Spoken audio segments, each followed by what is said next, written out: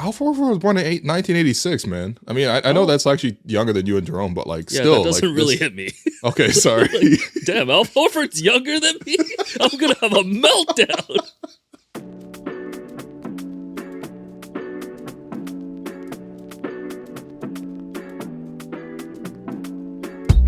Hello and welcome. I'm your host, Wim Liu. I'm joined by co-host Alex Wong. You're listening to the Hello and Welcome podcast presented by Betway. Make sure you find Hello and Welcome wherever you listen to podcasts. Subscribe. Please rate and review the show. Not to guilt you even further to continue to review and subscribe to the program. But today is my birthday, the day that it's released. So, you know, if you're ever thinking of being like, all right, fine, I've been slacking on this, but you know, I will finally write a review. I'm obviously off work. You know what I mean? Like, this is the time. Just go to Apple, write a review, say 5 stars, and happy birthday. That's really it. So, Alex Wong, what's going on today, man? Why do you have me doing this on my birthday? Yeah, you know, that's a good call. I feel like you've worked on your birthday for like how many years running now? Probably 7 or 8. You probably don't remember the last time you didn't have to work on your birthday, I feel like. It might have been that like Tampa season when they shifted the whole season over. Yeah, but even then you probably couldn't even go anywhere. Yeah. Yeah, the birthday was like let's get delivery food again. Which, yeah, but you're turning 31, right? That's 32. Yeah, 30. You're 32. Yeah, 32. Yo, who wears 32? You know how people use like athletes' names to name their year. Who's your favorite 32? Man? I mean, probably Magic, right? Like, yeah, this is his Magic Johnson year. I don't know what that entails. Be a billionaire. I can own the Dodgers. Positive tweets, you know, positive things coming into your to your bank account. So sure. Yeah, no, happy 32, man. You feeling young? You feeling old? You feeling mid? I'm actually feeling pretty mid. Like, okay. I feel like I don't feel old, but at the same time, I don't. I'm like, I know I'm not young, but yeah. Riveting discussion, Alex. What's going on today, man? What are we here to do? This is classic, like last day at work, you know, before the holidays. Yeah. Just that's the type of energy we're on. Sure. So as we head into the Christmas break, post NBA Cup, you know, the riveting NBA Cup took place last week. Congratulations to the Milwaukee Bucks. You didn't like that Gary Trent Jr. got his salary doubled in one night? Do you think Thanasis should have gotten a share of that money? Because they are 8-0 with him in attendance. I actually think that, because I think Giannis, Dame, and Chris Middleton, like the 3 highest earners on the team, all decided to like put their 500Ks together, so like 1.5, and they're going to distribute it amongst their staff. Like, honestly, the only guy there who's getting underpaid is Thanasis. He's not getting paid at all. Like, I actually do think Giannis should have given his share to Big T, but yeah, I mean, not Big T. I'm actually kind of happy for the Bucks because like they started the season so poorly. We were on here talking about how old they were, and you know they look dysfunctional, and like this might be the last chance to like trade one of their stars and reset. And then they just like locked in. And honestly, like as much as Doc Rivers gets a ton of flack, as much as like Dame and Giannis, like we kind of think of them as afterthoughts now, even though last year at this time we were all like, oh, this is a pretty exciting team. They've done really well to pull it back together. Now, of course, like that doesn't mean that they're championship contenders all of a sudden, but I'm happy for them. And I am rooting for Gary too, man. Gary was always really good to us on the show, and that's always a good reason for me to root for these players. And I've always liked Gary, and he had some moments. He had some moments in the cup, you know what I mean? OKC choked like crazy, but you know, it is what it is.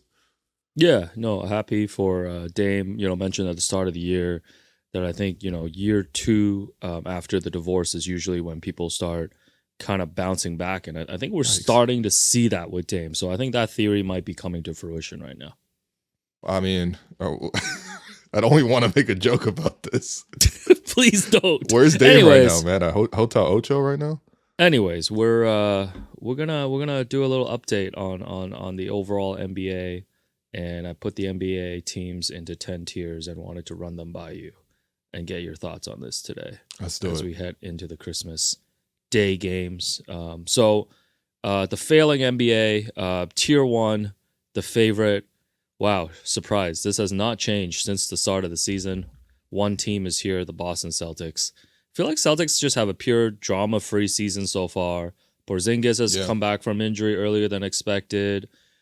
Their players are playing really well. Peyton Pritchard has elevated now to like the 6th man of the year candidate.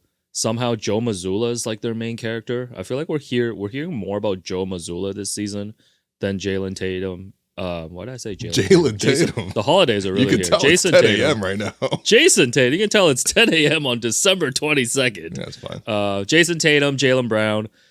They're shooting the most threes in the NBA and ruining the league, but they are the favorites. Yeah, Boston Celtics, super boring, but I guess in a complimentary way. Yeah, it's just really funny to see this team because after you win, like people just stop griping about everything else. You know what I mean? Like it was kind of the same way when the Raptors won too. It was just like the next year was just like relatively stress free. Like you know what I mean? That beautiful utopia, that 2019-20 season. The afterglow was perfect. Like you just stop second guessing. You have confidence over everything. 15-game win streak. Yeah, like last year the Celtics were pretty much just as good, right? It's the same team. But there were still questions of like, can they do this in the playoffs? You know, Jason Tatum's jump shooting at that time was like up and down. So it was like, you know, what's going on with Tatum? I mean, yeah, now you just get to like kind of just sit in it. Even the Joe Mazzulla stuff, like obviously Joe got a lot of flack for taking over, and he was relatively inexperienced for the experience that he was thrown into. But like, yeah, people even like Joe Mazzulla now. Even I kind of like Joe Mazzulla. Like, you know what I mean? Like he's got that like weird sicko edge, but like I guess it hits differently when you win. This is the ultimate example of just like if you win, everything's okay. And like, yeah, Boston. The one thing I like about them is that the times when they faced against their nearest competitors, like I'm thinking about like the Knicks on opening night and they just crushed the Knicks on opening night, or when they played the Bucks and they went over to the Milwaukee and they beat Milwaukee. Like even though Milwaukee played a really good game, they still sort of like kept them at an arm's distance. Like when Boston needs to sort of lay the smackdown in these like key matchups, like for example, Cleveland was 17-0, they go to Boston, they lose it, right? Like these matchups when they really need to turn it on, they showcase that they do have a little bit more than those other contenders. So yeah, I'm pretty comfortable putting them in number one. I'm looking forward to seeing how they match up against the top teams in the West. I feel like that hasn't really happened yet, but yeah, reigning champions are very much the reigning champions, unfortunately. But also no one wants to watch this team. It's so funny. That's why they're leading the failing NBA right now as the favorites, man. Yeah. Any concerns about like I don't know, man, them like shooting too many threes and the variance hitting them in the playoffs? Like any concerns about them right now, like as the way they're constructed? I think the one concern maybe is just like their front court is old. You know, like how old is Al Horford, man? Al Horford got to be a top 5 oldest player in the league. Like, there's no way. Al Horford, I feel like Al Horford has been 39 for like the last 5 years. Yeah. Like you've been hearing about his old, like he also like went to OKC and like just locked himself in like a hyperbaric chamber for 8 months when like Sam Presti was like, you don't even need to play. Yeah. And then came back refreshed, stole money from the Sixers along the way too. Sick. And now he's been part of this Celtics team. This is like his second run with the Celtics. And this second run is like, I feel like it's approaching like 7 years now or something. Al Horford was born in 1986, man. I mean, I know that's actually younger than you and Jerome, but like still. That doesn't like, really hit me. Okay, sorry. Like, damn, Al Horford's younger than me? I'm going to have a meltdown. This is like that tweet when they're like, yo, why do we talk about athletes when they're 32 as they're washed up? Yo, I'm in that watched athlete category. I've been flaming Al Horford's age, and you're like, yo, he's actually 2 years younger than you. My bad, bro. My bad. Holy. But you're right, man. Yeah, I guess Al Horford's breakdown is the only thing that might get in the way of Boston winning another championship. Yeah, no, I mean, even then, like, maybe they can add another big. Like, that's the thing. Like, they're in a really good spot. Kristaps coming back healthy, too, is like, I mean, again, nobody really watches Boston that hard because everyone just knows they're the best team. That's it. Yeah, part of the failing NBA right now. Tier 2, the contenders. I got 3 teams here. I got OKC, Dallas, and Cleveland. Wow. So OKC, any top defense in the league right now. Sure. Did the NBA Cup loss to the Bucks raise any concerns for you? I mean, just seeing them in that one game sample. Really struggled from 3, which again, this is all we talk about in the new failing NBA. And they were dominated by someone like Giannis on both ends. Like, did things jump out to you? Because I feel like that's a good sample to kind of take from to see like, oh, how would OKC compete in a big game like that? Yeah, I think a couple of things jumped out, right? Like, with a young team like this, and we can't forget that OKC is young, even though they're very good already. But they are young. Like, you have to take in all these sort of experiences, whether that's like the NBA Cup or, the playing games or, the playoff series that they were in last year. And like, there are some recurring themes, right? Like offensively, as much as like, things can look really good. And obviously over the course of the season, they're going to have tremendous offensive ratings and everything like that. And defensively, they're excellent. They were excellent against the Bucks too. Their defense was good enough to beat the Bucks. They just offensively, they couldn't generate. But yeah, for these young teams, it's always about like the offensive toughness. Can you execute in these like difficult situations? Like Giannis, for example. Giannis has literally won like every trophy available in basketball, at least in the NBA, which is kind of incredible. But like he's able to sort of like operate under those like really, really stressful situations when it's like, teams are game planning against you, scheming against you, building the wall against you. He's still able to sort of make the right decisions, right? I feel like watching that game, like Shea started like getting outside of himself. I mean, I know this season there's been a lot of like Shea wants to experiment with adding the pull-up three to his game. Clearly that, a very refined pull-up three would make him even deadlier than he is right now. But in the course of that game, I'm like, yo, if Shea can't work in the mid-range, like Shea, who has like probably the best mid-range game in the entire league, if he's not allowed to work in the mid-range and he's the one who's like, I probably should take the step back and shoot these pull-up threes, like, then, it's part of me. I'm just like, I don't feel like OKC played their game. They kind of like didn't go to the paint as much. And the execution was just not as sharp as it typically is. They had no offensive rebounding. I mean, obviously Milwaukee did a good job of scheming for that game. Honestly, Doc and the Bucks did a great job for that game. But I just feel like, like OKC is still young. And, even though they're immensely talented, these kind of games do happen. And that's probably why you do have some concerns. Like after a game like that, you might look at your roster more realistically and it's like, okay, can we trade some of these pieces? Because as good as their depth is, and their depth is amazing, it's going to continue to be amazing because they keep getting draft picks coming in the door. Like, can you go add another piece? I think Hartenstein was a really good start, right? He played pretty well in that game, but like just even a little bit more. Even Caruso, like, I mean, Caruso, like he's good. He's a good player, but like he's almost surplus to requirements for OKC. Yeah, and I think even guys like Jalen Williams, who like even going back to watching him in the second round last year, was just a little bit underwhelmed by some of these guys like on offense. And I don't know how you feel about Jalen Williams, but I'm not impressed by watching him in kind of these big games. I feel like he kind of floats in and out. Sometimes you don't really feel his presence. And maybe Chet not being there obviously played a big factor in the NBA Cup. But you're right, though. They have a lot of these Carusos, Isaiah Joes, Lou Dortz. And listen, their defense is like ferocious. Like I think watching them against Houston in the NBA Cup, like you could see just like, how they play is going to get them to win a lot of games. But I do still have questions about them on that offensive end. Yeah, and that's natural. You know what I mean? I feel like somebody with a little bit more experience, somebody with a little bit more ready to win now, because their team is so young that like there's upside trajectory built into that. Like, don't forget Chet didn't play in that game, and obviously like size wise, Milwaukee was just like doing big to big passing like it was the early 2000s. You know what I mean? Like back when basketball was good. It looked like LaMarcus Aldridge, the Greg Oden type. You know what I mean? Like interior passing. So. They were just kind of like thrown over the top with those guys. But of course, like you throw Chet into that mix. Obviously you have 2 7-footers out there that could be impressive. But yeah, I mean, like Cam Johnson, for example, somebody who torched the Raptors last week, I suppose. Someone go get someone like that. They have the ability to go get pretty much anybody, and they have spare parts on their roster that they can use as salary pieces to sort of make the money work. So. How about Kawhi Leonard? Ah, man, you keep mentioning take a this, risk on Kawhi. I mean, you think Kawhi's gonna show up to OKC? Okay, but hear me out. If Kawhi is healthy for a playoff run on this Thunder team, you've already hit the cap, because like if Kawhi's healthy, has not been the case since basically 2020. Just hear me out, man. In the playoffs, at least. Yeah. I got Dallas and Cleveland also in this. I think they've played well enough so far in the regular season to earn the status as contenders here. Yeah, I mean, Dallas has been really fun all year. Actually, one thing the Mavericks did, I mean, this is unrelated to their game, is just they put out a one-on-one tournament. Like, they had a one-on-one tournament at the end of practice. That's not uncommon in NBA circles. Like, and they handled the championship belt, right? Yeah, and they gave it to Kyrie. Surprise, Kyrie won a one-on-one tournament. But the footage of it was incredible. And I'm not just talking about Kyrie and Luka, who obviously made a lot of shots. Like, I was even impressed with, like, Olivier Maxence Prosper.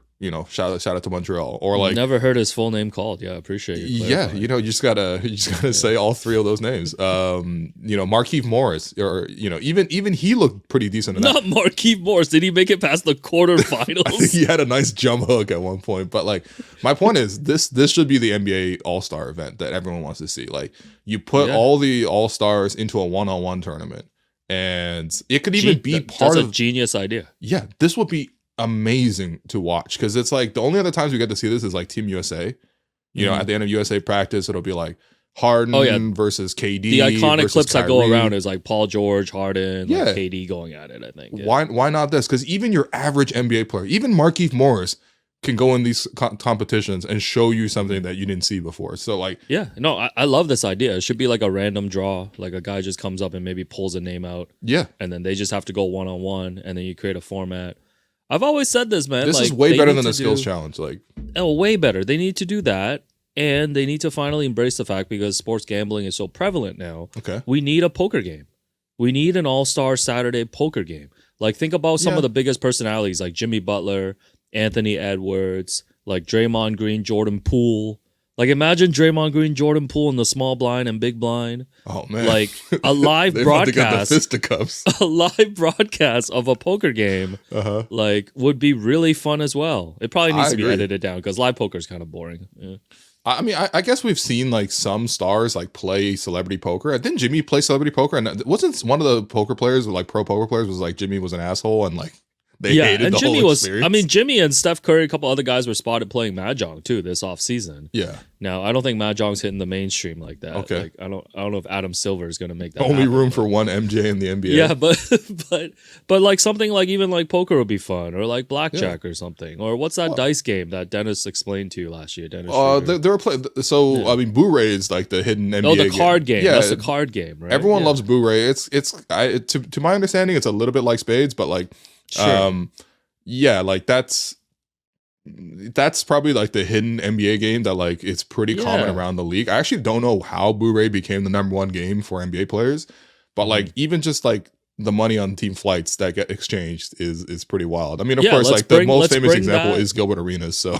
Oh my God. Yeah, let's bring that to the mainstream though, because I know Dwayne Wade always organizes like a celebrity Boo-Ray game at All-Star weekends. I just think the NBA, if they want to be an entertainment product, they need to just lean into that a little bit more. I agree with you, because the NBA, what they do better than anyone else is relative to the other like pro sports leagues in North America, is they do a great job of building stars and personalities. Like half the reason that people watch, like casuals watch, obviously diehard fans of basketball like us, they're going to watch basketball regardless. But like for the casuals, it's like the storytelling element, right? It's like the who these people are. People, I bet a lot of people who are fans of Jimmy are fans of Jimmy because like he does all these extra things, like the coffee stuff, the tours to China, like him and Camila Cabello or whatever are like really big friends, and they do a lot of stuff together. You know what I mean? Like people are friends. Jimmy and Camila Cabello are big friends. I might have screwed up the name too. I'm sorry. I'm not really into pop music like that, but like still, or like him going to PSG and like, you know what I mean? Like shouts to my jumper here, but like basically like these off court moments like build the personalities of these players, and like you just want to see them do things even outside of basketball, you know what I mean? And that's why All-Star Weekend. Did you watch Starting Five? I couldn't get through it, man. I tapped out in episode 9. I'm just curious, like, did that help in any way, the way that they filmed the players? No, because they did a really sanitized version of it. Like, some of them, I'm not gonna lie to you, they just weren't that interesting. You know what I mean? Like, so were they like, here, meet Deuce? Yeah, one of the episodes was like Jason Tatum celebrates his son's birthday, Deuce's birthday, and they took him to the playground in the back of his house, and the playground has a big sign that says Deuce Land, which I was oh brother, that's not a good title. But I mean, like LeBron was interesting in the sense that like LeBron is interesting, and like LeBron's been in our lives for like 20 years. That like I need to, I just want to know in general, right? Like, what's a dynamic life? You know what I mean? I already know a lot about LeBron, but like, you know, getting to see him interact with Savannah, seeing like the role that she plays in his life, and him, you know, being around his kids, like that's all really cool to me, right? But I was already interested in LeBron. The point was to like give you some interest into like the other guys. And Anthony Edwards, like, he was like, yeah, you know, someone's like, one of my partners is pregnant. Like, he's got multiple partners. You know what I mean? Like, he's like, all right, I'm gonna just play some video games. And she's like, I'm pregnant. Can you come to dinner? And he's like, nah, I'm gonna keep playing video games. I'm like, I actually lost respect for you watching that in any context. Yeah. I'm sure it happens. Like, you know what I mean? You're not perfect, but at the same time, it's like that doesn't make me feel better about you. And then like the Jimmy Butler stuff, I thought Jimmy would be really interesting, but I honestly feel like the other pieces of content Jimmy has done is better than this. And then Domas Sabonis, like, man, his story was like, yeah, you know, I married a cheerleader. You know, she runs my life now. You know, my dad was famous. I don't know, you might have heard about Arvidas. And I was like, what? Like, you got to give me more than this, man. Listen, whoever reps Domantas Sabonis, shouts to their agency for getting him into this. Yeah, I think he was a last minute addition too. There's no way anyone's sitting there and saying, I want more Domas. That's what I'm saying. They got him in the bonus. There was nothing. He was like, his teammates were like, yeah, he's a great teammate. He passes the ball. And I'm like, oh my God, this is boring. No, this is. Show me some real tough. shit, man. Yeah, but anyways, where did we start? Oh yeah, Dallas 1-on-1 championship battles. I mean, Dallas is really good. I've told you the depth is really solid. They probably could make one more trade too. There is a surprising amount of like Spencer Dinwiddie when you watch this team. Yeah, once again, he just bounces back and forth between the Mavs and the Nets. So look for a Cam Johnson trade. Honestly, this is a team that would kill like with a Cam Johnson trade. But then and then lastly, I think Cleveland. I mean, they still only have 4 losses all year. That's like incredible, man. Yeah, they're playing great. I mean, just destroyed the Sixers last night, although I don't know if that's a big achievement right now. But I mean, destroyed the Bucks too earlier this week. Yeah. They just they look so together, and it reminds me of those. Actually, they're better than those Raptors teams that used to be kicking like in top gear.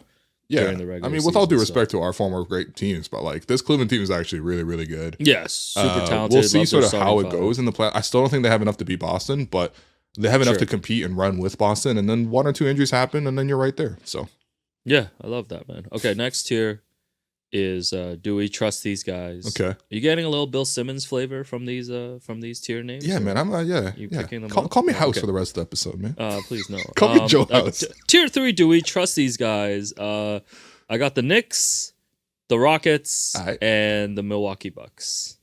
Which one jumps out to you? Which team do you trust the most out of these 3? I trust. Man, that's a great question. Great tier. This is a great tier. Great job, Bill. You really know ball, but man. Want to hear about the 8 unicorn moments in the NBA from the last 60 years? Bro, what the hell is a unicorn moment? Oh, you didn't listen to the last one? No, I did hear it, but the whole time I'm wondering what the hell is a unicorn moment. Can we just start recapping Bill episodes? There's already a pod for that somehow. I know. Who do you trust the most? The New York Knicks? I probably trust the Knicks the most. Because they have the highest. You're gonna trust them rolling into the playoffs with no defense, but they got Cat.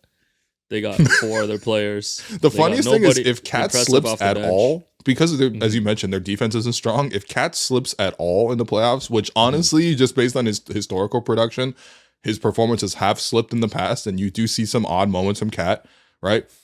Then this team really is screwed because they don't really have that much room for error. Their defense really needs to get a lot better. OG's beloved, 5 guys. But like, exactly. They just play 5 guys. You're legit looking at that roster and being like, okay, do I trust running through the playoffs with Cat, OG, Mikal Bridges, and Jalen Brunson? Well, and Josh Hart. And Josh Hart as well. But it's like that's the whole team. That is the whole team because like as soon as they throw like Precious in the game, it makes me nervous. Although Precious is on his best behavior recently. Like I'm not gonna lie. Like the Raptors version of Precious, when he was trying to do like Giannis impersonations and 1-on-1 and like all this random stuff, like that's not happening in New York. I feel like New York has like a totally different like I don't know. He's just on his best behavior. Whether that's contract related, I think it's probably coaching and culture related, to be honest. But like, I still don't trust the Knicks. There's a lot of campaign that you see when you tune in. There's like occasional Jericho Sims. Like, yeah, they need to make one trade to just get even one more player that Tibbs will trust. But their starting 5 is legitimately really good. Houston, I just don't trust them because offensively their ceiling is just low, man. Like, yeah, they don't have a closer. I think we've talked about this. Yeah. Fred quietly having a not great season. I mean, Fred is just not shooting well from 3 at all. I think that like Jalen Green, he's not exactly taking a leap this year. Şengün's pretty good, but like I don't know. It's not like that Jokic type where you can run every possession through him. And so yeah, I mean, this is a team that's like begging out for a Jimmy Butler trade or just any trade for like a player who can like really, really take them over the top. Offensively, they just don't have the extra edge. You even saw that in the NBA Cup games, right? Like against the Warriors, they really should have lost to the Warriors. Right? Except for that loose ball foul call. But their offense completely died in that one. They only were in the 90s. And then like against OKC's a really good defense, of course, but like offensively, they lost that game because they couldn't score. So it's like, yeah, this will be a great Jimmy Butler team. And with Jimmy Butler, I probably would trust Houston a little bit more than these other two teams. And then Milwaukee, as much as I do think those guys turn it around, is just like, I don't know, man. Do you really like Milwaukee versus Cleveland in the series? Like in a couple of months, do you pick Milwaukee over Cleveland? No, I don't think Milwaukee's up there right now. You know, I think they got the two good players, but I mean, still two great don't trust players. that. Giannis is playing MVP level. Dame is back to being Dame. Chris Middleton is kind of still in and out, but nice connected piece. Brooke is old, but he knows how to play in the system. Beyond that, though, is just like even Gary Trent, like AJ Green, Andre Jackson Jr., like they actually have figured out some. Like I think Doc has actually done a really good job with this group, especially in the last month or so. But thanks, Bill. He's like, I have won one chip in 2008. You might have heard about it. We talk about it every year. I'm not even doing Doc today. It's the holidays. Fair enough. But my point is that, like, yeah, that I still don't trust. I think what that you're trying to say setting. too is like they've turned it around to the point where it's like I think they're kind of meeting their potential now. Yeah, and that potential is like a really good regular season team, but to me they belong in a tier below. Yeah, they're not a true contender to me. Yeah. So, but what if they re-sign Thanasis at some point? I guess I guess he's injured, so whatever. We want to take a quick break in the podcast to let you know about a really exciting event that's coming in the new year. Our friends at Bell are bringing back Bell Gaming Night in 2025 on January 2nd at Scotiabank Arena, and all of Hello Welcome's podcast listeners are invited. Whether you're a casual gamer or a hardcore pro, there's something for everyone at Bell Gaming Night. Not only will you be able to play and watch with your friends, but you can do so right on the Scotiabank Arena court. Also, if you think you got game, this is your chance to compete at a tournament. Or even if you're not playing, there's lots of giveaways and prizes to be won. So come check out Bell Gaming Night on January 2nd from 3 to 10 p.m. Tickets are only $12 and proceeds will go to the MLSE Foundation in support of youth and mental health. However, as a special gift to all Hello Welcome podcast listeners, you can use the link below to get free tickets to the Bell Gaming Night. So make sure you follow that link that you see here on the screen or the link in the description to the episode. We'll see you there on January 2nd, and thanks to Bell, being a Raptor fan just got better. Tier 4. Yeah. 2 wild cards here, the wild cards.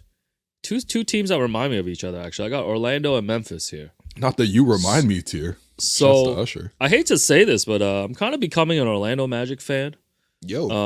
On the nights that I do watch the failing NBA, like I do gravitate towards just checking in on the Orlando Magic. Okay, Steve Cerruti. And... Yo, don't threaten me with a good Bill Simmons reference.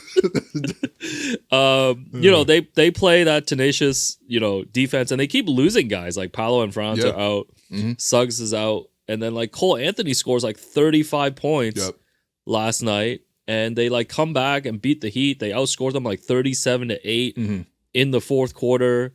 Like I'm just really impressed with this team, and they're already near the top of the standings in the East. Yeah. And I think once they get the guys fully healthy, I just have them here as a wild card team in the East because I'm like, this is a team that I wouldn't be surprised if it could upset a team or two there in the playoffs. Okay. Like if you put them up against the Knicks or the Bucks, like I'm giving this team a chance. They give both those teams a lot of trouble. Yep. Right? Yep. Like I would love to see that. I would love to see those series too, just because of the different dynamics and the playing style and stuff. I don't know, man. I'm really impressed with this Orlando team, and I think once they get fully healthy, I think they're gonna be right there at the top. Orlando is like, let's be honest. Orlando has no business being the fourth. So you're gonna say they have no fans again? No, they actually have really revived their fan base. Like the Magic crowds are really, really lively right now. You don't want to come into Amway on a Saturday. Oh man, nobody want to go to Amway, bro. It's in a bad location, but like it's either one way or Amway. You want it to be one way, but it's the Amway. the thing with the Magic is like this is a clear cut example of like great team culture, because like some teams can make an excuse of like, well, we're injured, we're banged up, that's why we're losing. You know, no, this is legit next man up. This is what they mean when they say next man bro, up. It's not even the next man. It's the next man. Like, we got like Goga Batadze going off for huge games. We got Cole Anthony going off for huge games. Like, Anthony Black is really turning around. I mean, not turning around. He just like really got better from his rookie season.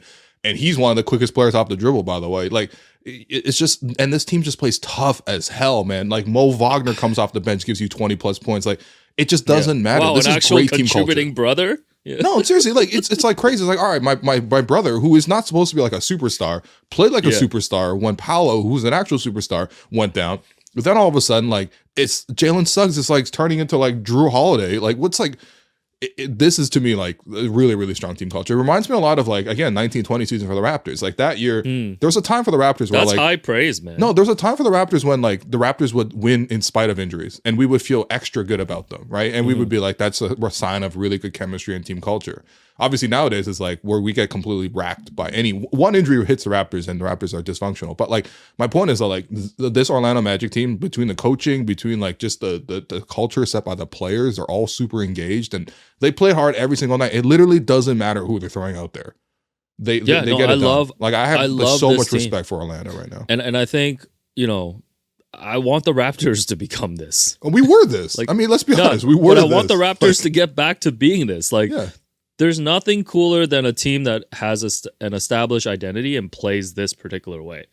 Sure. It would bring the NBA back if there was more teams like this. No, Orlando is actually like a top 5 watch in the NBA. And now, of course, like you're not going to see bag work, really. I mean, Cole Anthony got a little bit of a bag, but like realistically, you're not tuning in to see Cole Anthony's bag. I'm telling you, like this. No, this is scrappy 90s basketball, night, bro. Yeah.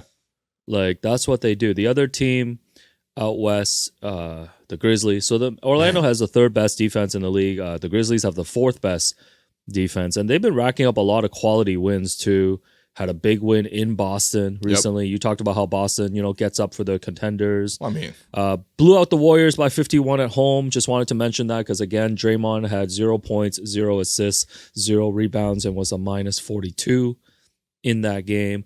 But I think the Grizzlies have come as advertised. You know, everyone in the offseason was saying that, hey, they're healthy again. They're going to be a tough team, and I think they're meeting all those expectations right now. Yeah, there was I got to watch Memphis more closely because I thought I knew this team, but there was also another video that I saw on YouTube. You know, I'm like a sicko NBA content watcher on YouTube.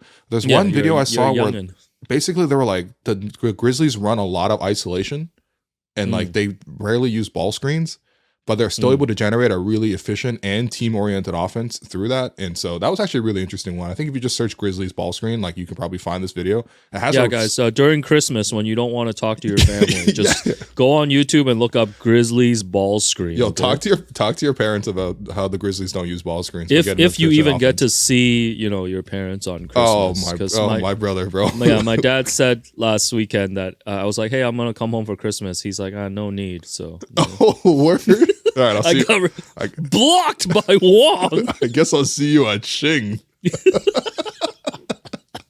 This guy gonna be at Shing when they open, man. Anyways, Memphis doesn't use ball screen. Here's the thing: their 10th highest score right now per game is Jake LaRavia at 8.8 points. Yeah, so they spread it out. This is crazy. Like, I mean, obviously they've had injuries and that sort of bumps up the scoring a little bit. But like, I don't think they have a player that plays over 30 minutes too. They also don't have a player who plays over 30 minutes, right? The rotation goes super deep. They had injuries, obviously, to start. You know, that obviously set them back. But at the same time, they were able to battle through those for the most part. But like, nobody plays over 30. Everyone shoots the ball pretty efficiently. They got a really good bench unit. The thing with Memphis is their front office has done a really good job just spawning guys out of nowhere. Like, I don't recall hearing that much excitement over Jalen Wells. Even Santi Aldama, when he was drafted, wasn't like, oh, this is a can't miss prospect. You know what I mean? Like, Jake LaRavia, he's become a really good team, you know, glue guy for them. Yeah, you know, they got like, Tim Chung in the front office. Yo, Jay Huff, bro. We were watching Jay. Remember we were sitting Raptors Magic for Summer League. Or actually one of those games, maybe the Raptors weren't playing the matchup, but we were sitting in Vegas in Summer League at the Cox Pavilion, okay, which is like holds basically 500 people, and like 400 of them are like scouts around the NBA or globally. And we're watching one of the games, and I remember distinctly pointing him out to you, and I'm like, "Yo, this guy's too old to play summer league. He got a bald spot. Like, this is for kids. Like, this is not right that Jay Huff's here."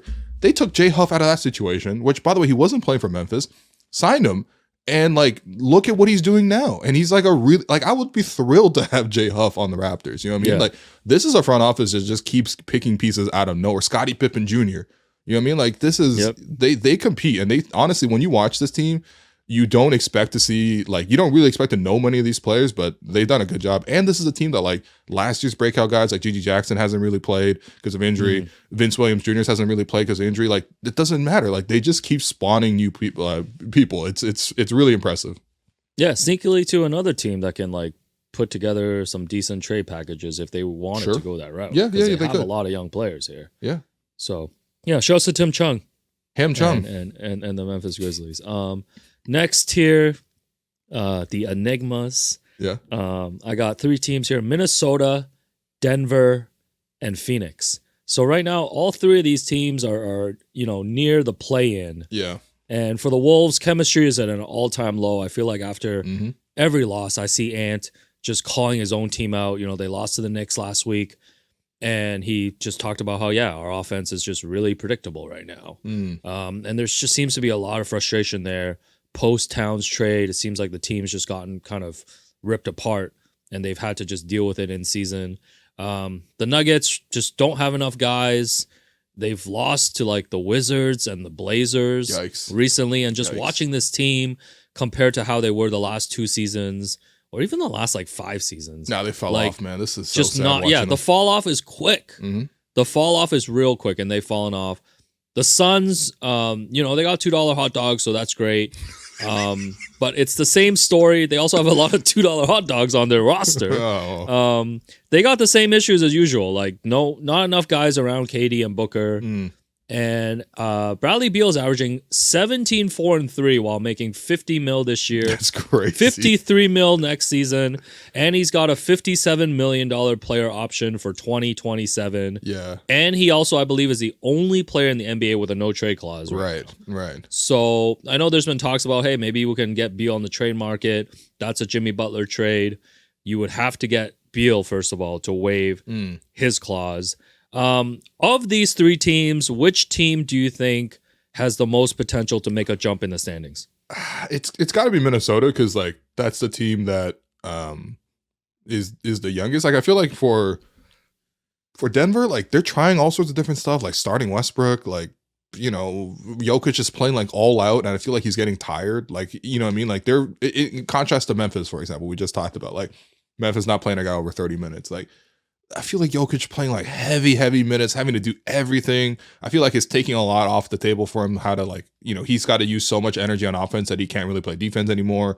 And you did see that play that went viral, the game winner for, in their loss to Portland, where, somebody drove to the rim and it was the game winning layup and Jokic still didn't contest. You know what I mean? Like, that's just a real struggle. We saw Jamal Murray in the summertime for playing for Team Canada. They obviously re-upped him. That's good. They deserve to do him solid. He deserves that. But at the same time, he hasn't really been like a max level player for them. So that one's just really shaky. Like, they're even talking about like maybe trading for Zach LaVine. I don't know if that fixes everything, but it certainly would upgrade. Minnesota. It's funny because like with Ant, his career has been on a great trajectory, right? Like, he number 1 overall pick, comes into the first season, became famous for all those crazy dunks. Shout out to Yuta Watanabe. And then he like pushes the team into the playoffs. This is like the best run the Timberwolves have ever had. And of course, in the background of that, the Timberwolves are messy in ownership side. They're like trying to bargain. Like, it's like 2 broke people trying to like bargain with each other right now. Like, it's nasty to watch. But I feel like we don't actually know if Ant is ready to lead a team. You know what I mean? Like, for example, Milwaukee with Giannis, right? Like, they started the season really poorly. What did Giannis say? Like, I'm just going to lock in. I'm going to play super hard. I'm going to, like, will my team back to life. And you see them in the moment that they are in now, which is, like, they've turned it around. They won the cup, and, we feel pretty okay about them now. But that took a lot of effort on one person's part by Giannis, and also Dame, too. Maybe 2 people. But, like, my point is, like, does Ant have that gear in him where he's like, I'm just going to play the right way, lock in every night, and sort of, like, drag the team along with me? And I don't really see that. Plus, like Julius Randle keeps like, I don't know, man. Julius Randle it's just tough. When he says the offense is predictable, I'm like, I know what that means. Yeah, Julius Randle might just be like a losing player, Yeah, like one of those guys who just gonna put up the good stats. As Bill would say, good stats, bad team player. He's just a bad watch too. That's the thing. I think you make a really good point about wins, Ant. it still doesn't look good. Yeah, the Ant point is good. Like, I think just like the way that he plays, because you think about like Giannis, Luka, Steph, like all these guys can just elevate their teams, right? Mm-hmm, sure. And just win games and turn seasons around. Like, I don't know if Ant has that type of game. Like, I know he's a great scorer, but is there enough there, like you mentioned, to elevate? Because like I feel like from a leadership standpoint, he's a great leader, like off the court. Even last year's like playoff run, I thought he really kind of stepped up and kind of took that role. Like even when Towns was like getting 5 fouls like every first quarter, like he would be at the post game presser, kind of lifting him up. Sure. Like he wasn't calling guys out; he was calling them up. And shouts to Darko. Yeah, but I just feel like that trade just rocked their whole year, and it's like the Wolves are the first example of a team getting broken up by like the second apron, and it's tough. Like I don't think it's any deeper than that. Like their team lost Towns, and now they're just not good. Yeah. And now and there's no fix. Like there's no in-season fix here. Like they just lost a key component, and now they're gonna have to take a step back for at least a year. Yeah. Well, I mean, it's always really tough with these small market teams, but like, yeah. I mean, it's also funny that they're still fighting over ownership. That was the thing. Like, what was like A-Rod and his group were like trying to pay for the team on Klarna. Oh yeah, this hasn't been settled, right? Because like, yeah, that's right. Every time I saw A-Rod in an IG video recently. He was like at the airport, like surprising his daughter for like his like I guess she was graduating from like high school, and he's like, wait, why are you surprising your daughter for graduation? Shouldn't you just be there? Like it should. No, like I think she was coming back for her graduation, so he was like at JFK like with flowers or something like that. But like he was dripped out in pure Wolves gear. I was like, chill out, man. I guess if I was embroiled in a lawsuit for an NBA team, I would be dripped out in that gear too. He's like, yo, where's a Wally Zerbiak jersey? No, he was like head to toe Wolves, man. I was like, is that a Rob Dillingham? Is that a Trenton Hassel? Yo, what are we doing, man? What are we doing? For real. Oh, man. All right, next tier 6. Yeah. Sneaky good teams. I like it. With a question mark. I've got the Spurs, the Clippers, and the Atlanta Hawks in here. Spurs are plus 10.5 points per 100 possessions with CP3 and Wemby on the floor. Yeah. So when those two are on the floor, it just seems like they're a more competent team this year now with an actual point guard. Oh, yeah. The Clippers we gave such a hard time to before the season for letting Paul George go, which Lawrence Frank, I owe you an apology. Feels like that might have been the right call. Shouts to James Harden, a.k.a. Uno, who he actually tricked me because like all season I've been a huge fan of James Harden. Mm. And when I checked his stats, he's only shooting 39% from the field. Well, he's getting double teamed a lot. Like, oh, now we're making excuses for Uno? I mean, his team's winning the way they're playing, so he's just a chucker? 22 and 8, at 39% from the field. Yeah. 35% on 8 threes a game. Yeah, but the new shoes are fire, though. New shoes are absolutely fire. Yeah. The Harden 9s are the late sneaker of the year. It's the craziest things. I'm still on Harden 3s. That's insane. But like Clippers have the 6th best defense. They've been winning games with that. Shouts to Jeff Van Gundy not getting any sleep as an assistant coach. And hey, I'm just telling you, bro, Kawhi's nearing a return. Oh man, Kawhi's nearing a return. He's on the road trips. It can only go up from here, man. It can only go up from here once you throw Kawhi back in. Yeah. And then the Hawks. I mean, I've watched a little bit of the Hawks. Yeah. They're a fun team. They're a fun team. They got athletes, young players. Mm-hmm. They're still under 500. Yeah, I know. What? They lost 3 in a row recently, so they're 14 and 15 now, which in the East puts them in a spot to potentially still get into the top 6. Yeah. These are 3 teams that I think are just kind of overperforming expectations a little bit so far this season. Is there one team that interests you more here? Yeah, I'm not gonna lie. Every time I watch the Hawks, like they look really good, but I feel like I'm just tuning into the right Hawks games more than anything else because. shouts to my shoe brother Trey Young, but like this man's shooting a cool 39%. You know, what I mean, that's Bird. Oh, he's shooting a Harden. He's basically like an East Coast Harden for them. Like they kind of built him a Harden-esque roster from back in the day with like a bunch of like 3-and-D wings. Clint Capella at center. he's at center for both these lineups. But like I actually do like the way that they play. They have a lot of these athletic wings. Like there are certain matchups that like they really match up well into. I mean, again, they Cleveland has 4 losses. 2 of them are to Atlanta. Like I feel like I'm tuning into exactly the right games for the Atlanta Hawks. Jalen Johnson's done a really good job. I feel like he's probably in line to make an all-star. Well, I guess you probably won't give 2 all-stars to this team, but he's played at an all-star level kind of for them. Dyson Daniels done a great job, as everyone's heard about now if you're a nerd of the NBA. I feel like the Clippers, this is a classic Tyronn Lue job. Like he's just like done such a good job of like getting this team to compete defensively. I mean, like half the guys you see on this roster are like just not who you would expect to like really sort of hold it down for a winning franchise. But like, it's like Derek Jones Jr., Amir Coffey, Chris Dunn, Terrence Mann. Like they get by with like Kevin Porter Jr. out there, who's terrible. Like, Nicholas Batum's out there. Shouts to Batum, but he only shooting 37%. It's tough. Batum shooting 3 shots a game. That's crazy. It's so conservative. You know what I mean? It's basically like let it fly, Nick. Honestly, we probably should. You know what I mean? But like, they've done a really good job. Like, there's not that much on the bone here for this roster, and yet they're still above 500 in the West. Listen, as long as there's something on the bone in Kawhi's knees, man.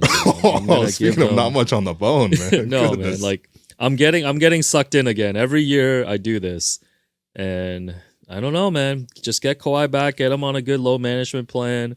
Let's get into the playoffs with Kawhi healthy. The rest of the squad, I don't know, man. Look out for the Clippers. Yeah, I'm still not buying. You're not buying. You're not buying. At all. But I am. Okay. I am liking the Spurs a lot, and like the Spurs is such a. I mean, it's crazy because obviously Wemby's making he's not even making a jump. He's just playing a continuation of what he did last year. But now he's got a competent point guard in Chris Paul. Chris Paul's not even giving you like a crazy kind of stat line or anything like that. But he is averaging like 10 points a game. He's giving you 8 assists. The thing is, he's just not turned the ball over. They're not doing dumb stuff that the Spurs used to do all last year, where they would like essentially cut their own legs off. As a young team, like you see that happen a lot. Like you look at the Raptors, for example, right? But like you have like this just one veteran at the dials, and he only plays 28 minutes. So obviously you still got to survive the other half of the game, and he's not playing. But like they've done a really good job, and they found a good rhythm. CP also made some really, really tough shots in crunch time too, which is always something that's been underrated about his game. Is he was always a really good closer in those moments. And then Wemby's averaging 25 points, 10 rebounds, 4 assists, 4 blocks. Like what? Yeah, I think it's really impressive that they're above 500 as a young team. Yeah, we need to be talking about Wemby more, because I feel like the whole conversation about Wemby is always now like, oh, he shoots too many threes. And it's like, I feel like he can do whatever he wants, man. I mean, even if he gets in the paint, like if he wants to play like Shaq, he can. But like, I feel like a lot of his pain points are like the putback stuff, or like he's crashed. Like he's obviously he's an incredible crasher of the glass. He's pretty incredible attacking closeouts, driving to the rim. Like he'll just like up fake from like 30 feet, take 2 steps, and then dunk the ball somehow. Like physically, that shouldn't be possible, but he does a lot of that. But a lot of it's predicated on the fact that he can knock down a lot of jumpers. You know what I mean? He's more of a 4 than he is a 5 offensively. But again, like he can play any position. He's that talented. Like even I don't have any issues with like him taking 15 threes. Like just, honestly, who else is going to take threes on the Spurs? No, me neither, man. And I think having CP there, like you mentioned, even helping Stephon Castle, who's having a really good rookie season. Yeah.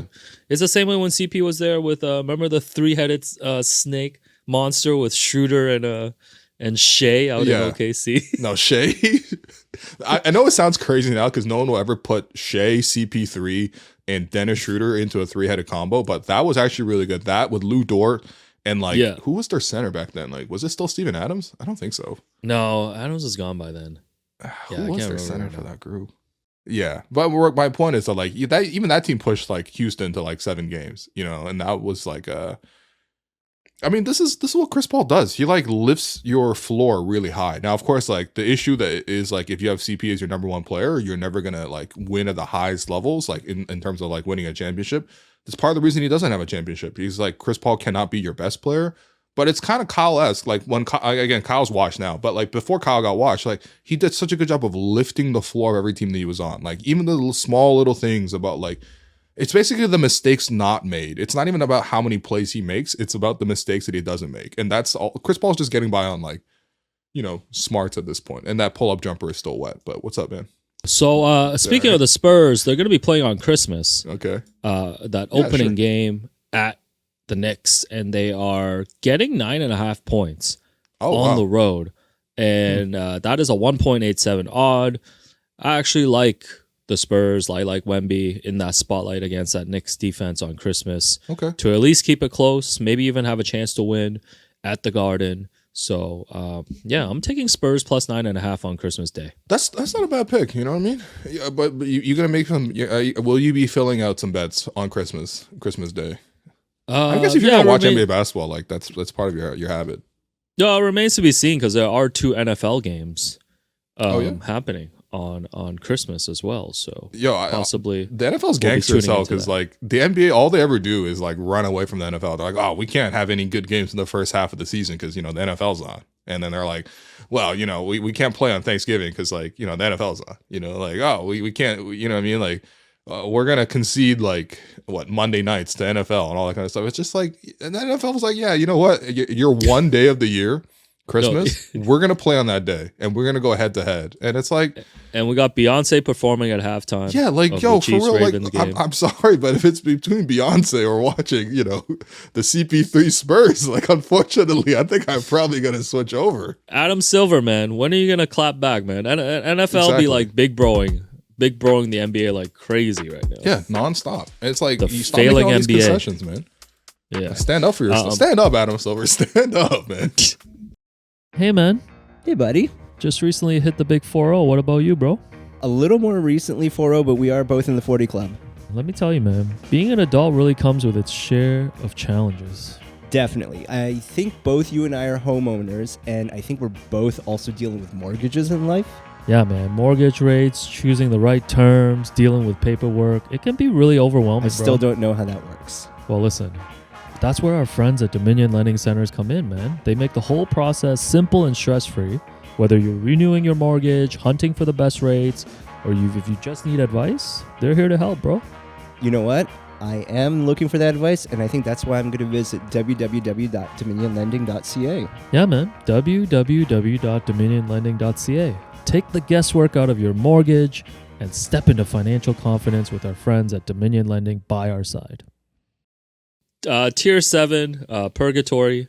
By the way, it was Steven Adams who was the center for that. Yes, I just... Also Gallinari my basketball reference finally loaded. Yeah. Nerlens Noel was on this team? Yeah. Was he suing Clutch at this time? Well. Tier 7, Purgatory. I don't think these teams have left Purgatory since the start of the season. Okay. Golden State, the Lakers, and Miami. Yeah. It's the exact same tier as the start of the season. They're all around... Yeah. They're all around 500. They're all kind of going nowhere. They're all trying to seek out that next move to maybe bump them up, but I think it's time for all 3 of these teams to just kind of accept their fate. Well, I mean, the thing is, like, the Lakers aren't really going to move on from LeBron, right? Will they even move on from Rui Hachimura then? I mean, will they make any moves? I feel like this roster is the same year after year. Will they move on from Austin Reeves? I mean, probably not, no. I mean, like, the Lakers, if they really wanted to, they probably could make a trade, like, because, me being a sicko, I'm like, all right, which teams can use Bruce Brown? And I'm like, oh, Bruce makes $23 million. Which teams have $23 million sitting around? Yeah.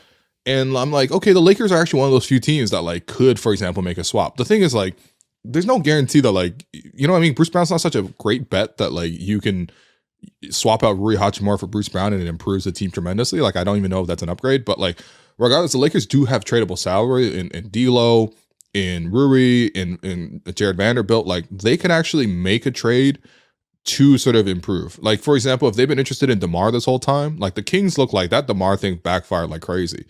Mm-hmm. This might be the last time they can go get DeMar, for example, and they could probably just salary them. What's getting DeMar gonna do for like the ceiling of your team? Like, I hear you. The ceiling of the team is that LeBron's at an age, and listen, he's still playing incredibly well for someone his age. Right, yeah. But it's like you're not winning a championship with this version of LeBron. Yeah. And this roster.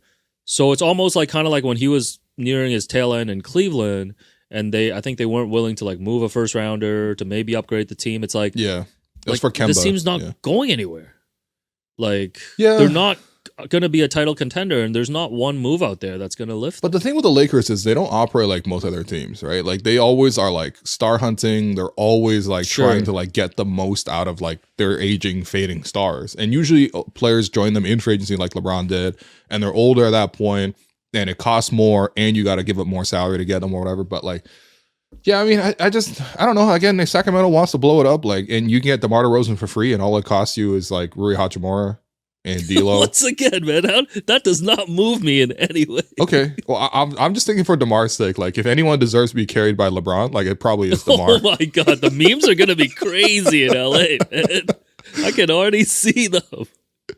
Listen, a creative GM, without the politics, would explore the trades for LeBron and AD and just start over. Yeah, I know, but that's not what the Lakers do. The Lakers aren't one of those teams. Like the Lakers are going to ride it till the wheels fall off, man. Like they literally rode into the sunset with Kobe. You know what I mean? Like that's the last time they had to play like this. Then they stay in purgatory. Then. Well, that's what the Lakers are, and then Golden State is kind of the same deal. Like they're like the broke Lakers. Like, like okay, yeah, you still have like Steph and Draymond, and on their best day, they can go toe to toe with anybody, but like, yeah. I'm getting sick of hearing about Jonathan Kuminga trade rumors. It's been like 4 years. They're complaining about pods. I'm like, bro, how many expectations did you have for pods? Let's be honest.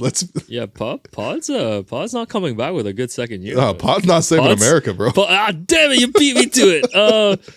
All right, next tier, tier 8, the disappointments. Yeah. Your Philadelphia 76ers. Damn. Sacramento and the Indiana Pacers. These are 3 teams that were expected to be way better than they are right now. Now, the Sixers are just 1.5 games out of a play-in spot. Yeah, can the still East is get not into serious, the top, man. Can get into the top 6. Although, I'm not believing in this Sixers team anymore. Kings are only better than Portland, Utah, and injury-riddled New Orleans out west. Damn. Lots of trade rumors right now about De'Aaron Fox. It just seems like the way that team's been built, it's run its course. Hey, man. Which is kind of sad. Listen, when Rich Paul comes into your building and talks directly to your GM, it's a wrap. Yeah. That's a Grim Reaper. That's a Grim Reaper showing up. He's the closer. That is really the clutch. Grim Reaper. And the Pacers, they won 3 in a row recently to kind of start to turn things around, but that's been terrible vibes over there. So, any optimism about these 3 teams for this season? I still have optimism for Indiana. Okay. I still think that like the pieces on paper are good. They're healthy, right? The other teams are kind of like, you have Sacramento dealing with like their best player is basically kind of wants out and they're not giving them a contract extension. Then you have whatever the hell you have in Philadelphia. I don't care how many games back. Like, bro, you're still behind the Brooklyn Nets. I'm not trying to hear anything. So, I'm crossing off the Sixers as like a contender. Yeah, I think Indiana probably still has upside to climb a little bit higher. Like if Miami slips in any way, I feel like they can probably take over that 6th spot. That's basically what they were last year in the playoffs. You know what I mean? But like they're right there in that tier with Atlanta and Miami for me. Like their talent is actually pretty good. They have depth. They just have to like get Halliburton like consistent again. But they have a little bit more time. I mean, I don't think they'll hit the over on their season total like I really thought they would, but their talent is still good. Maybe the Pacers and Kings should get together and do a retroactive trade and see how Sabonis does in Indiana. And let's get Halliburton back to Sacramento because De'Aaron Fox is on his way out. Yeah. That would be hilarious. I would love a good try it again trade in the NBA. That'd be fun. It's insane, man. We got a wife swap in the NBA. It's insane. Happy holidays. Tier 9, the best worst teams: Detroit, Brooklyn, and Chicago. I mean, teams that are bad, but like somehow you look in the standings and you're like, whoa, Detroit's 12-16. Yeah. Monty Williams, clear winner here. He's still collecting his 6 years, $78.5 million contract. It's NBA only in year 2. Yeah, I feel like I want to look up if Monty Williams made more on his Pistons coaching contract than he did in his whole playing career contract. Because I think it's a guaranteed yes. Like, if you're Monty, because if you take a new contract, obviously I think some of this gets wiped out or you get bought out. Are you just sitting? Are you just sitting for 6 years and just collecting checks here? Like if another head coaching gig comes up in the NBA next season, like, yo, come coach the Hornets. No. No. Monty's he's good, man. He's good. Like I would explore doing some media. I will explore like other hobbies I've had. Like, how old is Monty? Like, he's probably got to be like in his 50s. Like, you know what I mean? Like, that's, you know, you get cashed out in your 50s and you retire. Like, it happens. Like, yeah, no, happy for ending. the Pistons. They're actually like semi-competent this season. Sure. I mean, the Nets, I think we talked about earlier this week. Jordy Fernandez has them playing really hard. Yep. Even though they're going to keep taking players away from him. And the Chicago Bulls, classic Bulls, 39 wins last year, 40 the year before. Hey. Another play-in is coming. I think they're 13 and 16 or something like that right now. So they're on pace to be right there again for the 9-10 game. Yo, if Matt Devlin was calling the Bulls games, he'd be saying they're right there every single night. Here's an update on the standings. They're right there. They're and right Bulls there. fans, I love Bulls fans because like they're low key now that the Knicks are really good. Yeah, they are like the most miserable fan base. Oh, because they're like, what about the Sixers? What about the Sixers? Yeah, I mean the Sixers. Yeah, fine. Sixers are in their own category, but Yeah. Bulls fans every year are like, "Yo, why aren't we trading our guys? Like we're 500 again." Like, why are we doing this? Like, this team just is like, has no direction. The Bulls they're so funny because they're like, yo, maybe somebody will fall for this Nick Vucevic, like hot star and trade from us. Like, yo, nobody trading for Nick Vucevic, man. Oh my God. Nobody's coming for Nick. No, yeah, I mean, look, these things are all beaten the Raptors recently, but I would name this tier like should be tanking, but somehow they're not. Yeah, okay. Yeah. I like that. And I mean, obviously, for a team like Detroit, they've been in the lottery so many years. They want to play hard. I actually really respect the fact that, like, you look at the roster, it's not good, but like they still scrap and compete most nights. Yeah, man, you know, like they're going to war with Tobias Harris and like Malik Beasley, and it's like Paul Reed, and it's kind of working, and it's like that's impressive to me. They waived Paul Reed. But they re-signed him. They did? They waived him and re-signed him. Yeah. Oh my God. Yeah. You got to keep up, man. Come on. How you don't know where Paul Reed is, man? I thought I had you scooped. Nah. He's out the mud with damn. with And Paul also Reed. like Cade Cunningham's having an incredible season, man. Cade's having a nice year. I feel like he's like almost averaging a triple-double, man. What's Cade averaging, man? He's Cade 24, 7 rebounds, 9.7 assists. Yeah, why is Basketball Reference down right now? This is tough. 45% from the field. Yeah. No, Cade, I mean, Cade's just not going to get that love because he's on the Pistons, but he's playing great, man. Okay, what's his shooting? What's his field goal percentage? Is it 40? 45, yeah. 45. Okay, all right. Yeah, man. Pretty good. 38% from 3. You know what? My bad, Cade Cunningham. Good. Welcome to your first All-Star appearance. Yo, he might get there, man. He might get the there. All-Star game's going to be boring this year. With the names you've named. Yo, come on. Let's do a one-on-one tournament. Adam Silver, it's not too late. By the way, Adam Silver changes this guy changes the All-Star tournament, and everyone's like, yeah, we don't like it. Anyways, credential us for the All-Star game. Please. Last tier, what do people say for Cooper flag? It's like capture the flag. There's a lot. Capture the flag. I'm going with Pooper for Cooper. I'm going with reboot with Coop. Yeah. Reboot with Coop category here. We got Washington. Yep. Portland. New Orleans. Utah. Your Toronto Raptors. That's right.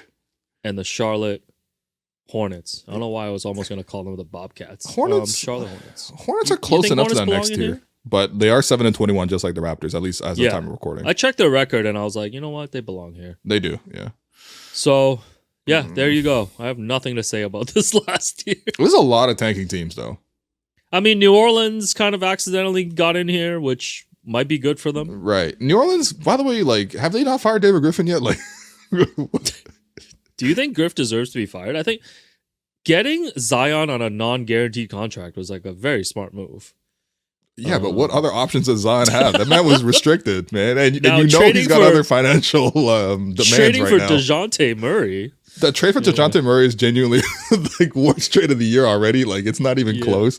To give up Dyson Daniels and 2 firsts, like, it just... They're not going to get any Larry assets for Brandon Ingram when he inevitably leaves. Yeah, he's on expiring. I don't feel like any team's like knocking down the door to get, Ingram. They could probably just sign him in for agency. He might not get much there for him.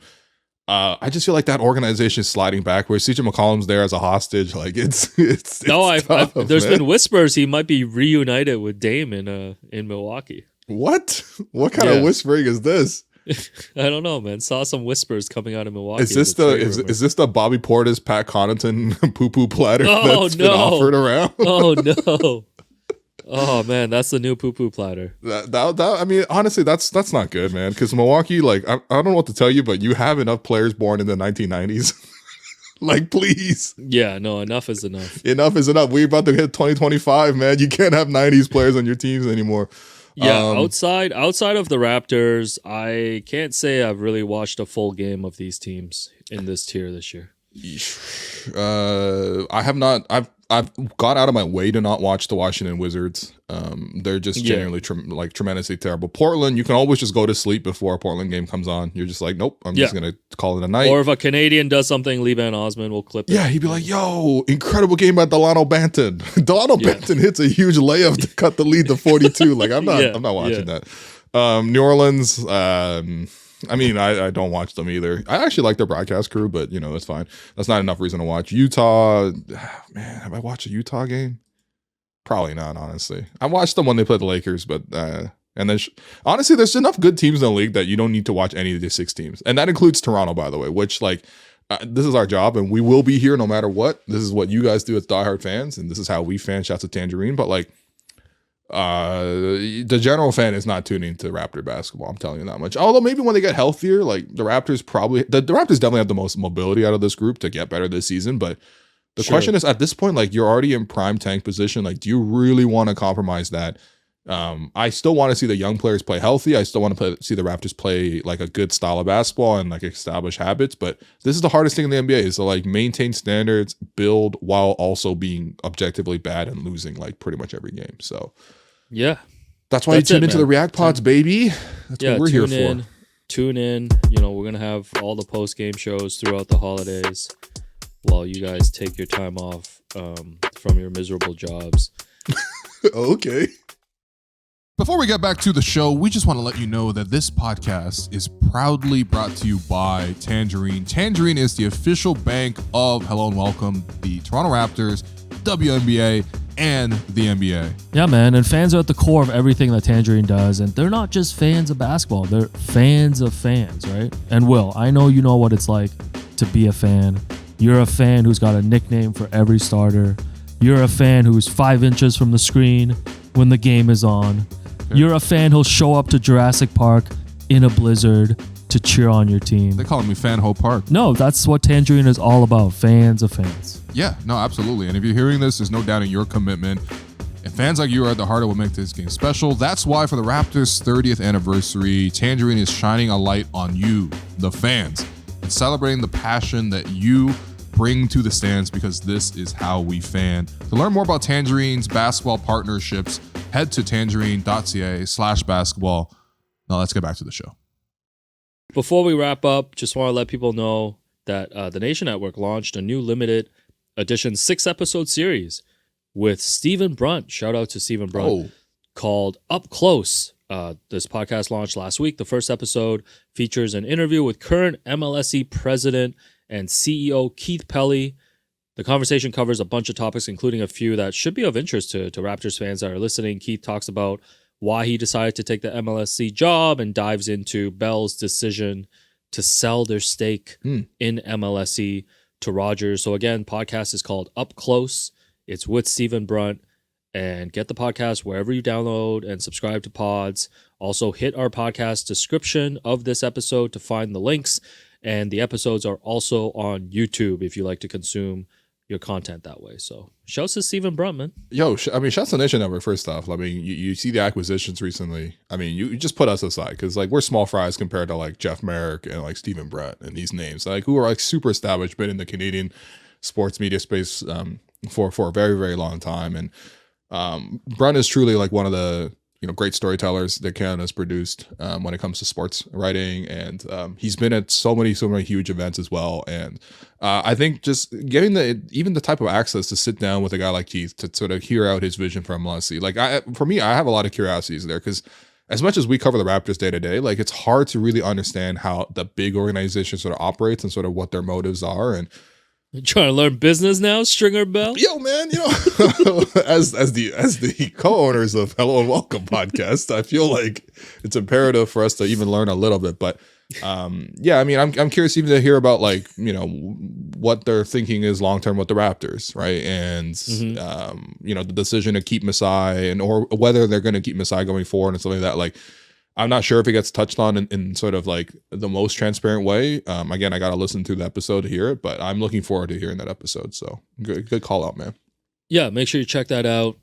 Like I mentioned, we're going to be doing our post-game pods. And make sure you send in questions. We're going to be doing a year-end pod next week.